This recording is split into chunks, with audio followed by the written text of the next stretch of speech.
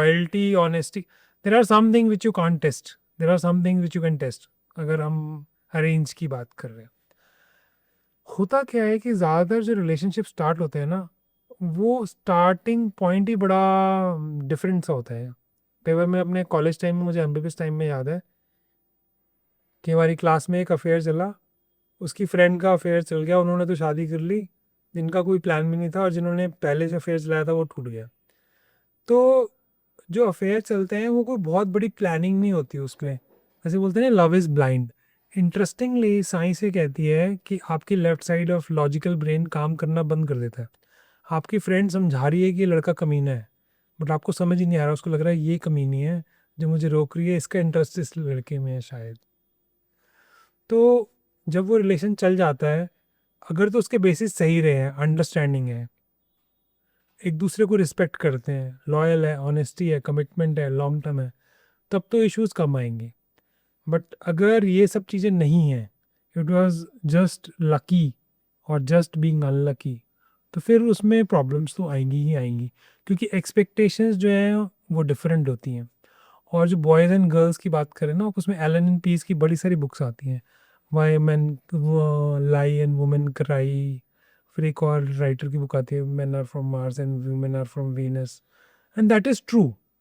Female look at a relationship from an emotional aspect more. I'm not saying they do not look from sexual aspect. For men, majority of the time it is sexual aspect. Then comes the other aspect. And interestingly, I was shocked and surprised. Men का जो sexual center है और जो वो emotional center है वो थोड़ा different है. तो he can have a sex outside with a prostitute and can have a normal relationship with his wife also. And I know personally many people like that in my own personal life. कि To, उनका relationship है on their devoted but there was one trip devoted of father. some doctors, and we went, and people who had the most sex with the prostitute brought the biggest gift for their wives and families. Right, तो but And because they but were having but sex, या yeah, but for the female, the emotional and the sexual center is same only.